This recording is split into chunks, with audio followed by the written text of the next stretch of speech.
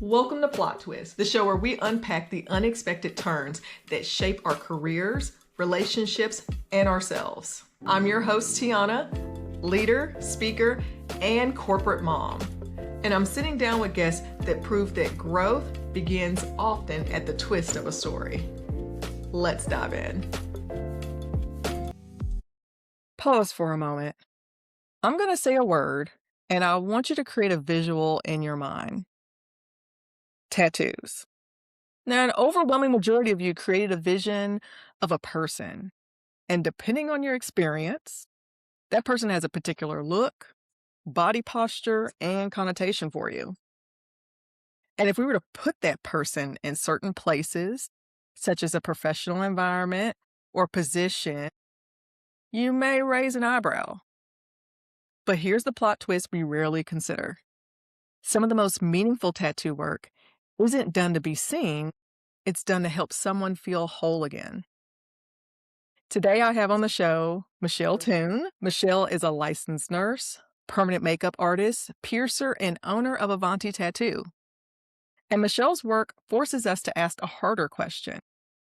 Why is it that ink is synonymous with rebellion instead of restoration?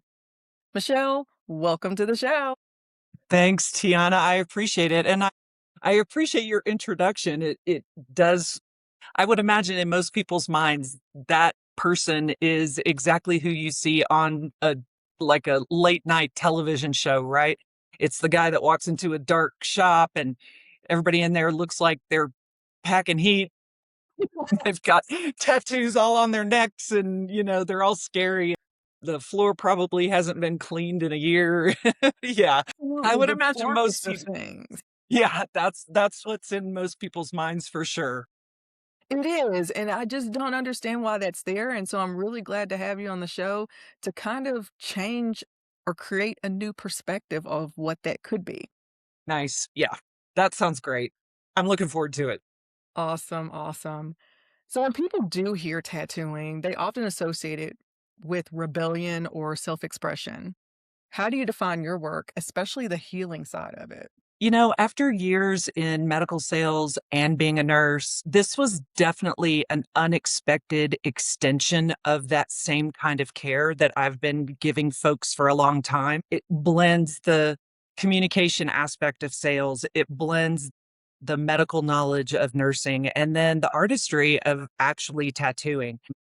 And for me, I wanted to create something different at this shop where people aren't just coming in here for those healing tattoos. We are actually taking healing into the community. We work with several nonprofits in the area. And so what we'll do is we'll give a 3-hour tattoo session or a 3-hour eyebrow session or whatever it is. It's very helpful for them for us to give those gift cards in a silent auction type of setting. I like doing that because I love seeing people's minds bend a little bit when I hand them an Avanti tattoo sticker and they look at me looking like this and they're like, I don't get it. What is happening? So that image that you were talking about in the beginning is very much still out there. So I do like to allow people to rethink and redefine what they think tattoos are and how that tattoo shop comes forward in their community. Yeah, you definitely don't match the stigma for me whenever I think of a tattoo artist. I was very surprised to learn also that you are a licensed nurse, and I wouldn't put nursing and medical all together with that until I had a friend not too long ago tell me that she was considering for her stepdaughter to get tattooing done to kind of help her with some scars. Yeah. So, along those lines, you've worked with women after breast reconstruction and people that are recovering from scars from different forms of trauma. What does restoration really mean in those moments? You know, especially for breast cancer survivors, restoration can be complete on paper and still live in the body. And I wish I could share before and after pictures on social media, but social media flags that because, Yeah. obvious reasons. But it is so humbling to have someone come into my shop and they have this space of, it just is what it is. This is where we are now. And to be able to recreate something for them that is it's never going to be exactly like it was. That's, that's an impossible goal. But to have them turn around, look in the mirror and look at me and just they burst into tears and then half the time I burst into tears. It's very humbling work and also that is work that I do at no charge. I don't charge for Wow, that service. that's amazing. Obviously, I can't do it 8 hours a day or I wouldn't be Yeah, in you have a business, business but to run.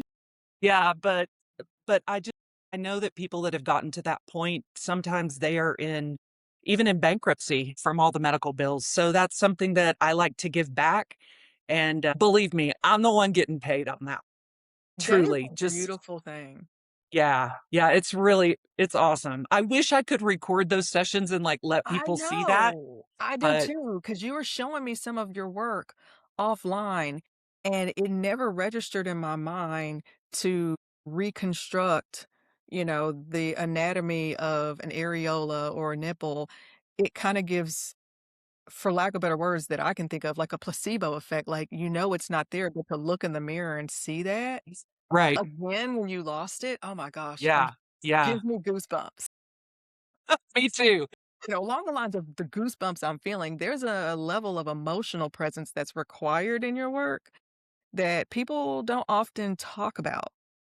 So, how do you hold space for someone while honoring your own boundaries at the same time? Think my history in nursing helped me with that. I was a cardiac nurse for a really long time, and you absolutely have to detach, emotionally regulate yourself while doing the work that has to be done.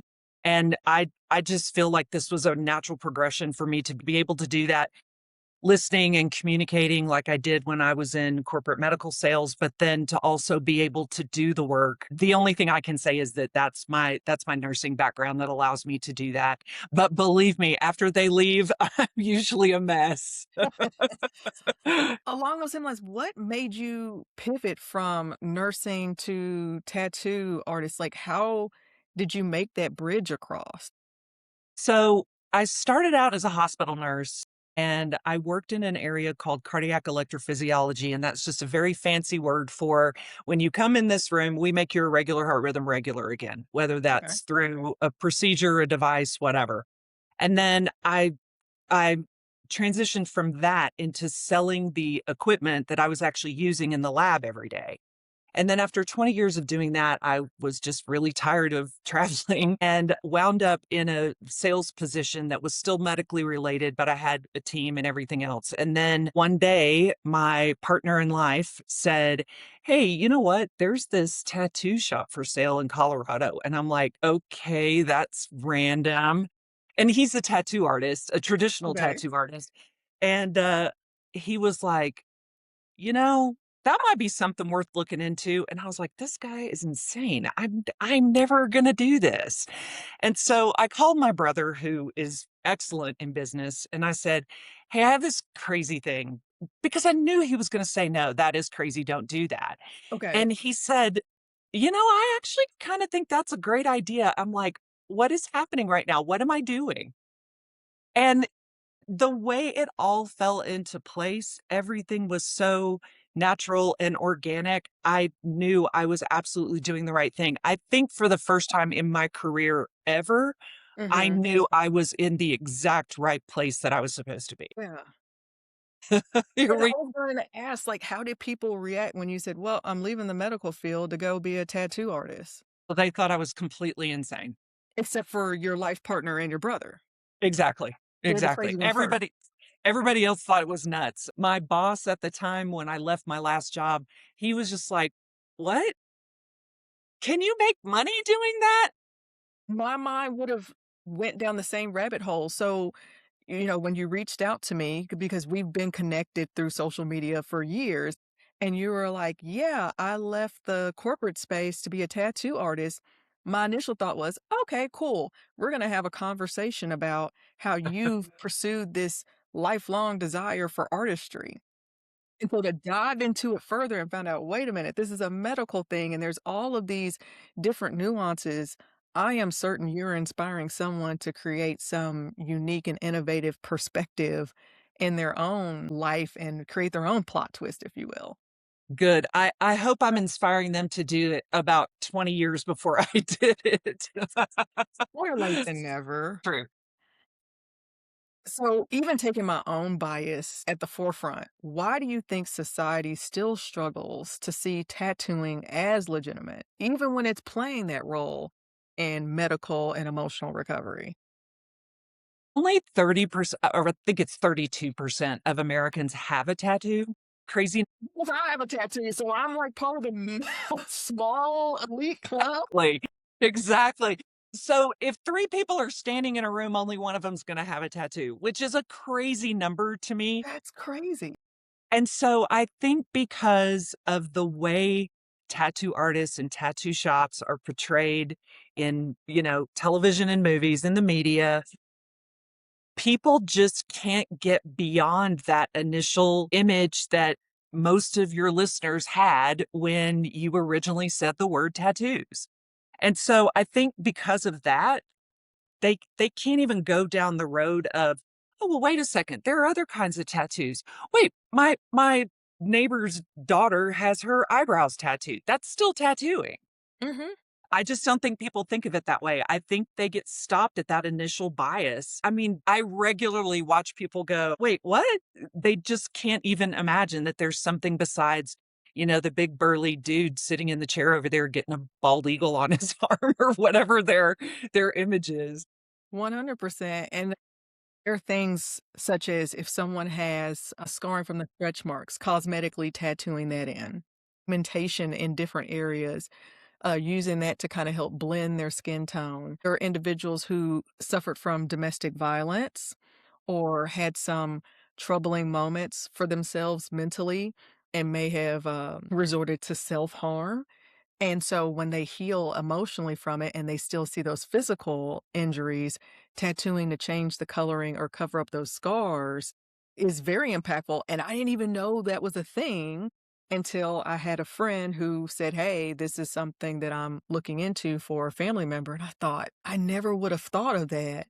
And I'm sure that gives like a lot of healing to individuals that go through that. And it doesn't have to be a big flower or a heart that covers it up. Right. It's natural coloring, and Right. so I think that's something that people don't realize. Another service that I provide here is non-laser tattoo removal. And the setup for it is exactly like a tattoo, except instead of putting ink in the skin, it's actually a solution that dissolves that tattoo. And I feel like it's better than laser only because when you get a tattoo removed with laser, it it's processed through your lymph nodes, so it goes into your body. This doesn't. This is removed from the surface of the skin. And I had a gal that came in that was in a domestic situation and was actually forced to get a tattoo that years and years ago.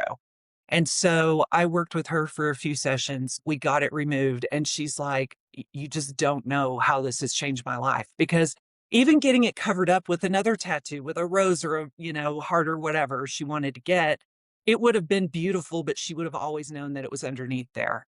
And Mhm. that is humbling is a word that I keep using, but it is humbling to be able to help somebody that was in an awful situation, manage to survive it, get themselves out of it, but still have that reminder.